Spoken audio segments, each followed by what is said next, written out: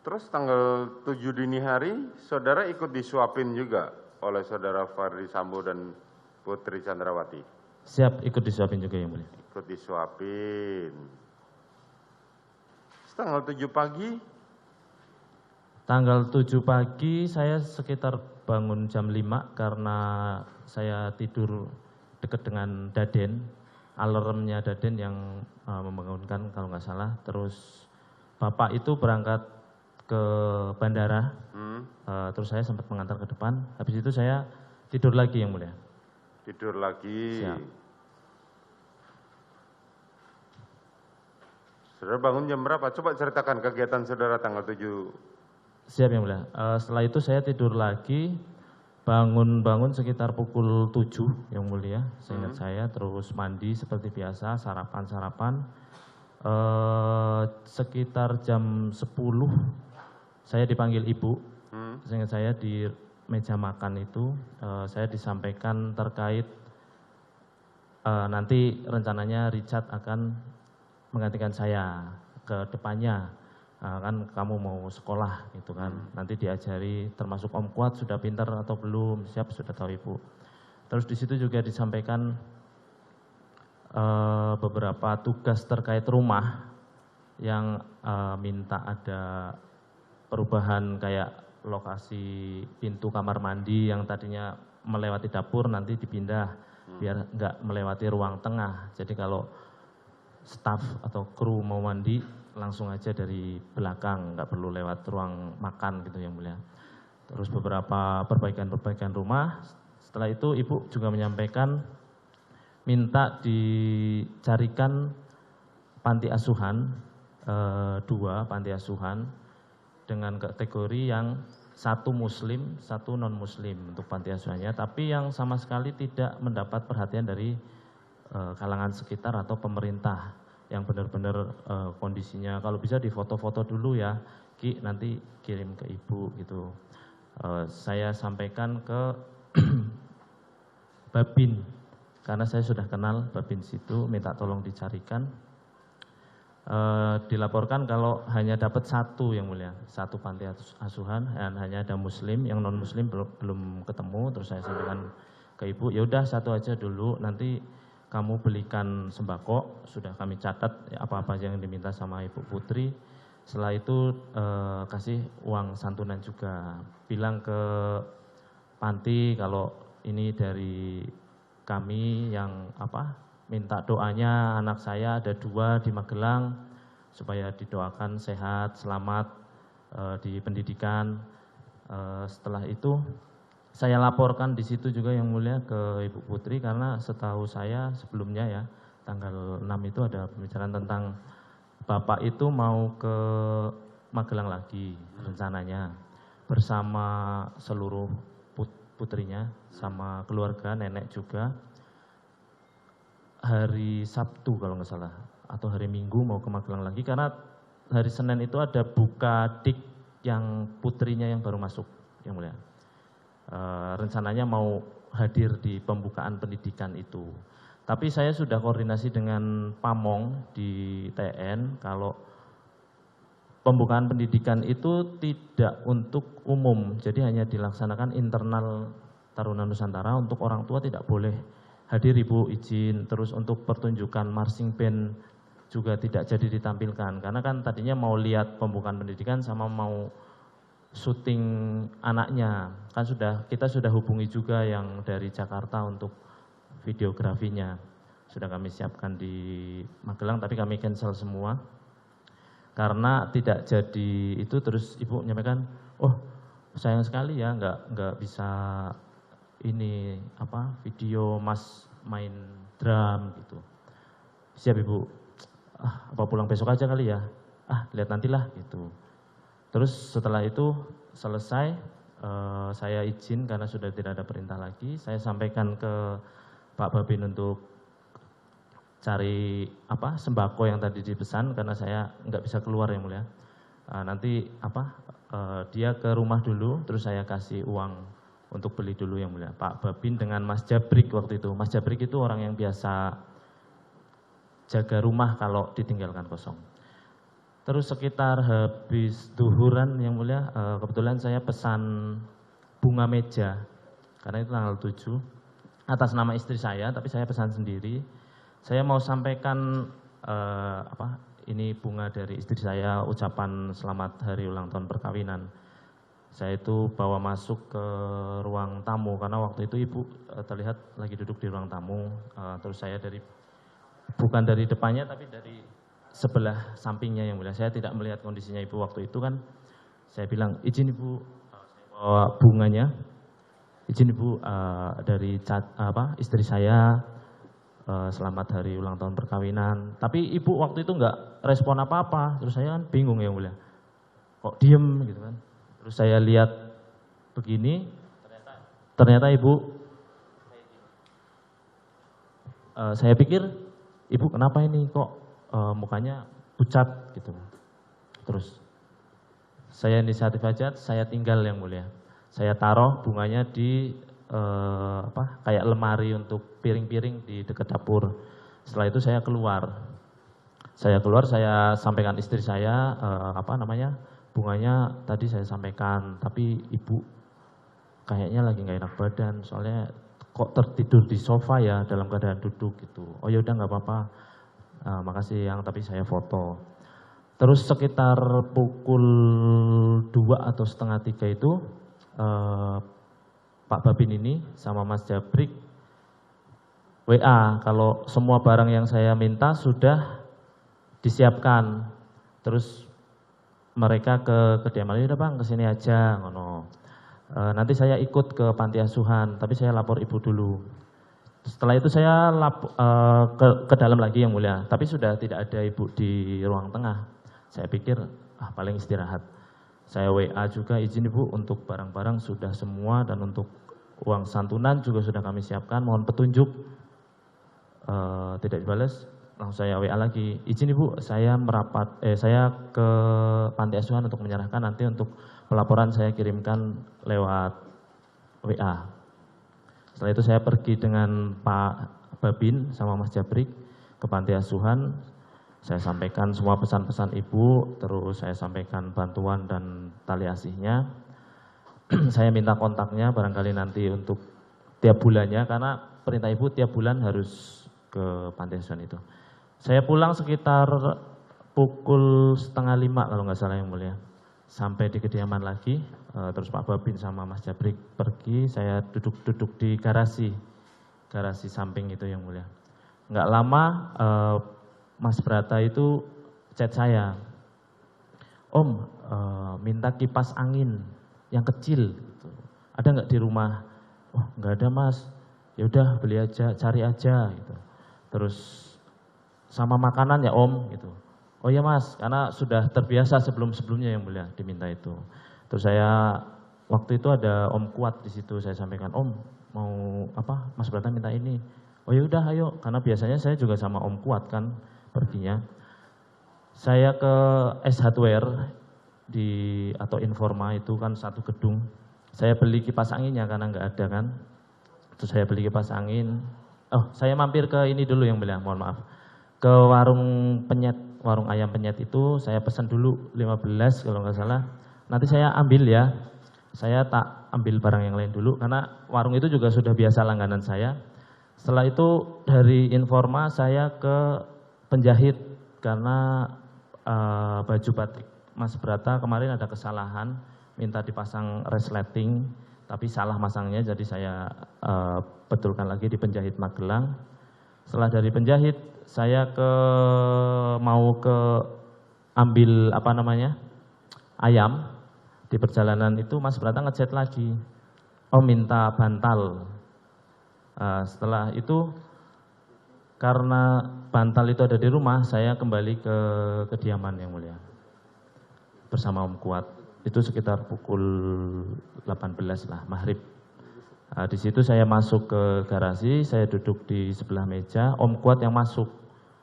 Enggak lama terus Om Kuat, waktu itu ada Richard, hanya ada Richard sama yang di garasi hanya ada Richard, terus Om Kuat masuk, terus keluar laginya sama Susi. Bilang kalau Om bantalnya beli aja. Terus karena Mas Brata udah nanyain terus di WA, oh mana jam berapa masuk, jam berapa masuk. Oh ya udah, nanti aja wis. Udah yang ada aja dulu. Pas saya mau jalan ke depan, saya ingat saya Richard yang menyampaikan, "Bang, saya ikutlah." Karena bosan di rumah terus. Setelah itu Richard yang nyetir, saya masuk terus keluar mampir ke warung ayam penyet dulu, masih nunggu sekitar 15 menit. Sebentar. Siap. Sebentar. Tadi di antara para saksi yang lain yang kita periksa, hanya saudara yang menyaksikan bahwa saudara Putri pada tanggal 7 itu sakit. Hanya tertidur yang mulia. Saya mungkin persepsi saya mungkin kurang enak badan. Persepsinya kurang enak badan. Siap, tapi karena tertidur. waktu saya antar bunga, izin Bu, ada bunga dari Caca, itu bunga meja. Terus beliau itu nggak respon, diem aja. Tapi saya nengok kayak gini, ternyata matanya merem yang mulia. Padahal sebelumnya masih ngobrol dengan saudara. Waktu mengumpulkan saya jam 11 itu, maksudnya memanggil saya jam 11 itu, ya masih menyampaikan beberapa perintah-perintah yang tadi yang mulia. Ya kan artinya masih bercakap-cakap dengan saudara. Masih yang mulia. Nah, kemudian dia tertidur. Siap, tertidur di sofa yang mulia. Menurut saudara tidak enak badan. Persepsi saya yang mulia. Ya, oke. Terus pada saat saudara tanggal 7 itu tadi pukul sebelum saudara pergi bersama saudara Richard, Siap. saudara Joshua di mana? Saya tidak memperhatikan Saudara posisi. tidak memperhatikan dan tidak bertemu dengan saudara Joshua di rumah. Tidak yang mulia. Ya, tetapi dan saudara tidak tahu menahu. Tidak tahu menahu posisinya Yosua ada di mana. Yang jelas yang saudara ada tidak ada komunikasi juga. Tidak ada yang mulia. Dan saudara pergilah bersama Richard. Richard. Coba Siap. ceritakan lagi. Setelah itu saya pergi bersama Richard. Setelah ayam penyetnya jadi, saya masuk langsung ke sekolah TN. Terus di TN berhenti di sebelah Geraha, yang teman-temannya Mas Brata itu yang tempat biasa ngambil. Kalau saya biasa nganter makanan atau nganter barang di situ, hanya teman-temannya yang ngambil, karena Mas Brata nggak pernah ngambil sendiri. Setelah itu saya ajak Richard untuk ke rumah salah satu pamong yang mulia. Kebetulan pamong itu juga saya baru kenal karena kan Mas Brata naik dari kelas 2 ke kelas 3. Jadi pamongnya ganti semua. Saya masuk ke rumah pamong itu untuk menyampaikan kalau saya yang ada di Magelang, kalau ada apa-apa terkait kondisi kesehatan Mas Brata, ataupun ada apa-apa yang diperlukan oleh Mas Brata, ataupun kendala-kendala Mas Brata dalam pembelajaran, bisa hubungi saya. Ataupun memang mau langsung hubungi orang tuanya Mas Brata juga silahkan. Tapi saya minta ditembusi, jangan sampai pamong itu langsung ke orang tuanya, tapi saya tidak tahu, karena nanti akan jadi teguran buat saya yang mulia. Setelah itu saya keluar ke rumah salah satu pamong lagi. Saya coba ketok pintunya, tidak keluar-keluar, tapi mobilnya memang nggak ada yang mulia. Terus saya telepon, "Pak, di mana? Saya mau ketemu silaturahmi." "Oh, saya lagi di alun-alun Magelang, Mas." "Oh, gitu Pak. Gimana ya Pak? Saya tunggu di rumah atau gimana?" "Kalau nggak repot, kesini nggak apa-apa Mas." "Oh ya siap Pak, saya merapat." Saya ajak Richard ke alun-alun Magelang waktu itu untuk bertemu pamong. Singkat cerita saya nunggu di depan masjid, tapi masih di wilayah alun-alun. Waktu itu Richard tiba-tiba ada telepon dari ibu. Setelah diangkat menyampaikan. Jam berapa itu? Mungkin jam 7 malam lewat yang mulia, karena sholat isya sudah selesai dilaksanakan sih. Oke, kemudian? Terus Richard menyampaikan ke saya kalau, Bang, saya ingat saya, Bang, disuruh pulang cepat sama ibu. Gitu. Loh, kenapa? Nggak tahu Bang, disuruh cepat. Oh yaudah, saya telepon ke pamong yang tadi yang mulia. "Pak Asri, maaf, saya ada keperluan, saya ketemu besok aja ya." "Oh yaudah Mas, nggak apa-apa." Nah, terus masuk mobil, waktu itu jalan ke kediaman. Kemudian? Setelah Gimana ya? Lanjutkan. Setelah singkat cerita sampai kediaman lah ya, sampai kediaman, saya masuk ke dalam rumah, tidak ada orang di bawah, tidak ada siapapun. Oh, terus saya naik ke lantai 2, karena tadi yang menelpon Richard kan ibu. Ada apa? Saya naik ke lantai 2, terus saya lihat Susi nangis, duduk di depan itu nangis loh. Terus ketemu Om Kuat di sebelahnya tapi berdiri. Terus Om Kuat kayak apa ya? Kayak bahasanya gemerungsung lah yang mulia. Terus saya tanya, ada apa Om? Nah, Om Kuat di situ. Tadi saya lihat Joshua naik turun tangga. Saya samperin malah lari. Terus saya lihat ke atas ibu udah tergeletak. Saya sempat kejar pakai pisau gitu yang mulia. Oh, lihat ibu gitu. Terus saya masuk yang mulia ke dalam kamar. Terus di situ saya duduk di bawah lantai. Saya mencoba menanyakan ke ibu. Waktu itu ibu tiduran. Terus izin ibu, ada apa ibu, izin. Diem terus. Yosua di mana dek? Yosua ibu, siap ibu. Saya berdiri, saya turun, saya cari Yosua dulu di ruang tengah itu, ke belakang juga, ke arah laundry, nggak ada. Saya lihat ke depan nggak ada, terus saya ke kamar belakang. Di kamar belakang itu saya bertemu Susi, saya tanyakan, lihat Yosua nggak? Enggak Om. Terus saya ke arah garasi juga ada, saya dari Richard sama Om Kuat. Lihat Joshua enggak? Enggak bang. Om Kuat enggak, saya enggak ingat jawab apa, terus saya masuk lagi. Richard mengikuti. Mungkin karena tahu saya nyari Joshua, dia respect mengikuti saya, terus saya masuk ke kamar ADC. Kamar yang di depan yang biasa ditempati ADC itu di lantai 1. Saya buka kamar, tidak ada Joshua juga, Richard juga ikut ke situ, terus saya tanya, Chat, karena saya lihat ada stayer kan di situ yang mulia, ada senjata stayer di sebelah tempat tidur sama lemari. Chat, senjata Joshua mana ya?